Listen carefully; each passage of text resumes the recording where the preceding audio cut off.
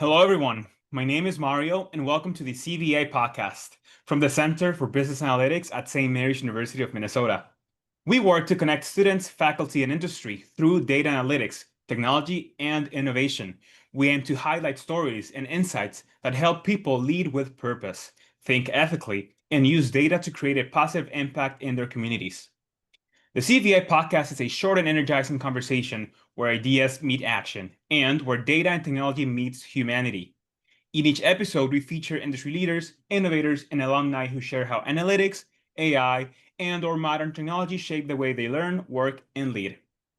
Today, I'm excited to welcome Sean Butcher, corporate controller at ProEgg and proud St. Mary's alumnus, where he studied business intelligence and data analytics. Also, I did, so I can connect with him in that aspect, along with entrepreneurship. Sean has led analytics and operational improvement efforts at Ashley Furniture Industries and Ashley Logistics Solutions, and now brings that experience to financial leadership in the food production industry at ProEgg. His career is a great example of how data-driven thinking can shape strategy, efficiency, and decision-making across multiple sectors. Sean, thank you for joining us.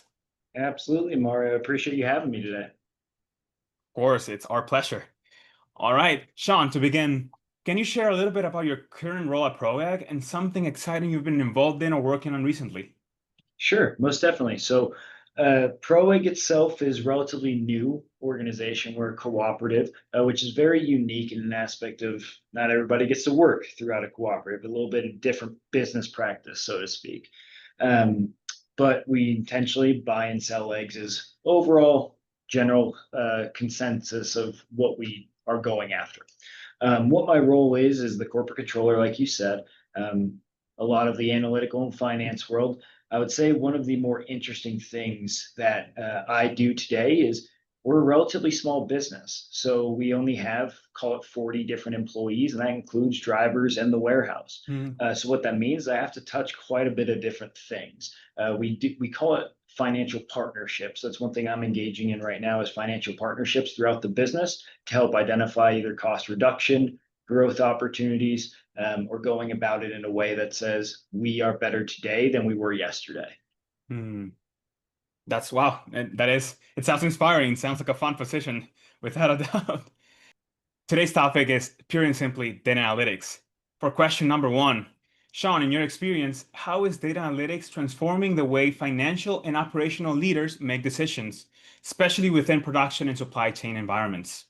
Oh, awesome. I think this is a phenomenal question because I could go on for days with it. I won't, I promise I won't bore anybody. But conceptually, it's everywhere right now.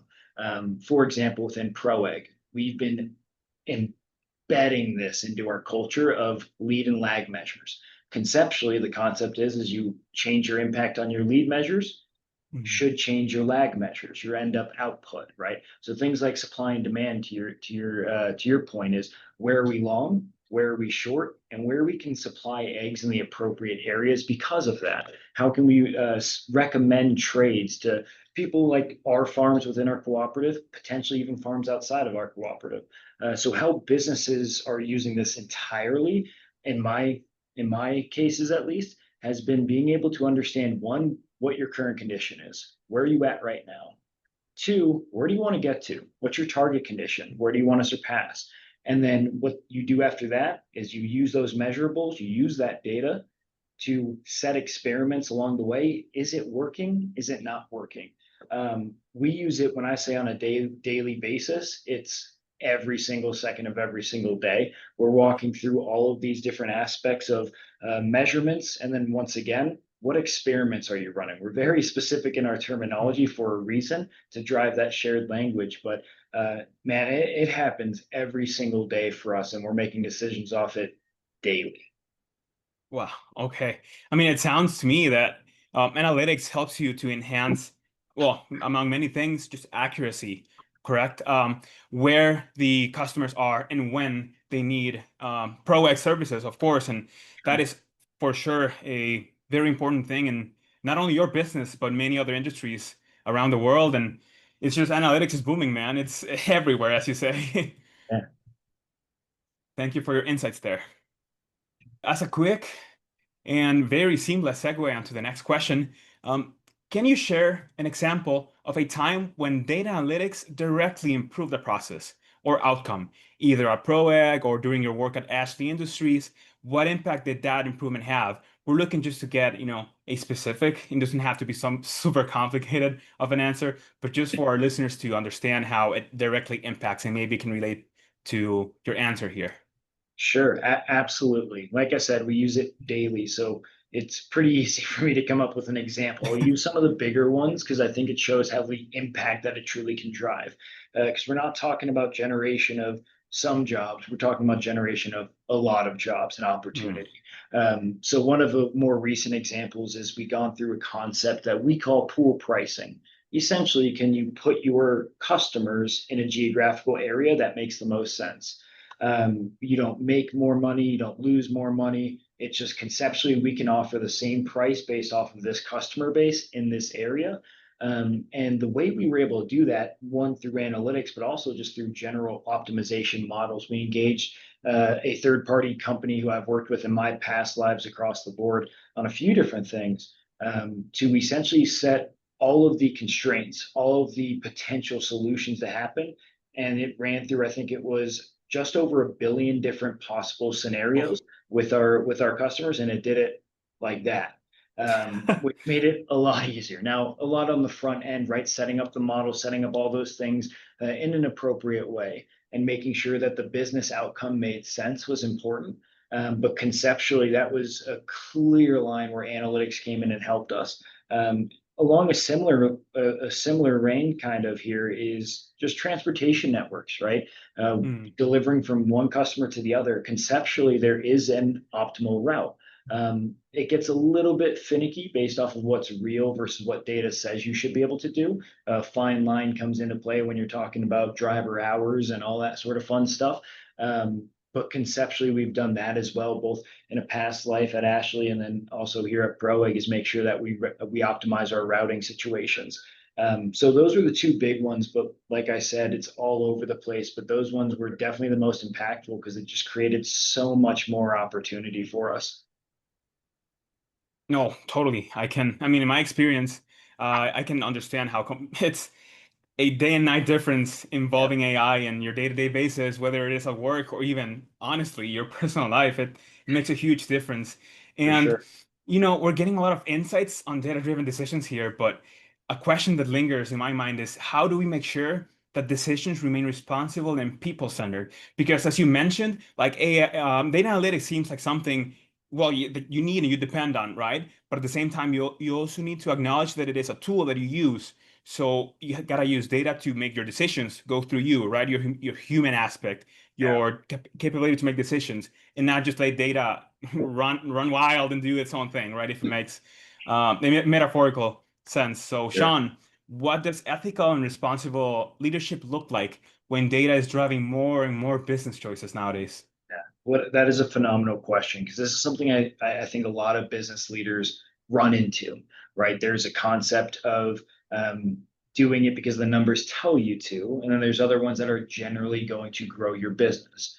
One Mhm. philosophy I've always had is growing your business doesn't mean cutting to the bone, i.e., most people are nervous. Things like AI are going to take their job, all that sort of fun stuff, which I won't get into this second. But conceptually, if you have a true good business practice, you have one area where that may happen, but you generate more opportunity somewhere else, funnel that into the business, and get where you want to get to with your end vision. So, Mm. how I think you do that in an ethical way and how it's transpiring, at least in my world today, is first off, you have to make sure that the information is right, right? I can tell you all sorts of statistics in independent vacuums, independent pockets, and they can be accurate, they can be true statements, but the storytelling behind it might be telling us not the right thing. So generating through making sure that the data actually is factual, making sure it's telling you the story, not that you believe, but what it should be telling you, uh, Mm. is crucial. So in my experience, having a leadership team that understands how to, we'll call it pass sniff test on a bunch of different Mm. numbers is crucial for that ethical piece. Then the other piece naturally kind of slides away from numbers, right? It's, do you have an empathetic leadership group? Are they making decisions on not only what's better for the numbers, but specifically what's better for the people within that organization, again, to help grow that potential future opportunity. I think business is taking a unique change here, where numbers are still important, analytics still super important, but doing that in an informative way through a practice of empathy, I think is something that we're slowly transitioning towards as Hmm. kind of a business whole. Sean, what a great answer. I like all the keywords you're throwing. And here at the CVA, we focus a lot of pioneering and putting AI, technology, data analytics at the upfront of our operations and, our main mission to educate people. But one thing I personally believe, and at the CVA, we also believe in, is humanity. Our aspects are, you mentioned empathy, you mentioned the sniff test you call, which to me sounds like involving perspectives and the human aspects we have, tackling different backgrounds and involving ourselves in it, which definitely leads, in my opinion, to very wise decisions to make and obviously in the business world to success. So, Yeah, for great sure. Of answer. Thank you there. course. Now, for students and professionals just starting in the data analytics world, what skills or habits have helped you bridge analytics, finance, and leadership in your own career? Sure. It's a great question. I have a random slew here. What I really mean by that is I think I recognize something, really was told by a mentor of mine. Um, but early on in my career, I established almost something contradictory to what some of the first things I said. What I mean by that is use analytics as a skill, not a Hmm. profession. If you understand how to do all these things, you can then generate those ethical business discussions that we talked about earlier, decisions, sorry, and walking through those in a positive way usually is helped by understanding the numbers, but also understanding the something else of a profession. I chose mine as Hmm. finance, and being able to grow up in that side of the world. But I used my analytical side of my brain all the time, just in Hmm. perspective, to gain that as insight and generate growth from other areas. So one of the things, the habits that I would throw in is don't lose track of it, right? Understand what you've learned in your past. A lot of people kind of purge the mind, let new things come in. Try your best not to let that happen. What I do on a normal basis is I note things. I go to the gym in the morning before I go to the office. My notes section is filled with just random thoughts. I continuously look through those. I genuinely do think that that has helped me not only grow within business, but as a human, right? And understanding Hmm. what my paradigms are, what I understand to be true, and can I challenge those? Um, so if I was to put it to an actual habit, it would be understanding what my thoughts are, taking key notes in it, and then Hmm. challenging them. We do this in the office all the time as well. We call it challenging a paradigm. And I think Hmm. it's a consistent habit that is uh, critical for success of not only business, but individuals as people. Yes, I mean, what I can say about your answer here is just yes, yes, and yes. It makes a lot of sense. Everything you've been mentioning works together to make us better professionals. I couldn't agree more, and I should, without a doubt, take some of your advice as well to myself. And one thing that I would like to highlight that you mentioned is like the random slew of things, correct? Yeah. The many things that affect our lives and the many things that build us up. My mom liked to said and told me when I was little that there's no experience that you go through that doesn't serve you for something in the future. Like everything genuinely builds you up. Even when you think like this is just a such a small thing that it won't benefit me at all, it truly builds you up your Yeah. character. And then as you mentioned, analytics, using it as a tool and a skill that augments and it exacerbates those aspects you own, help you just be a great professional without a doubt. Thank you for Mhm. that answer. Absolutely. You got it. Now, Your mother's a very wise person, by the way. That was oh, a thank you. phenomenal thought.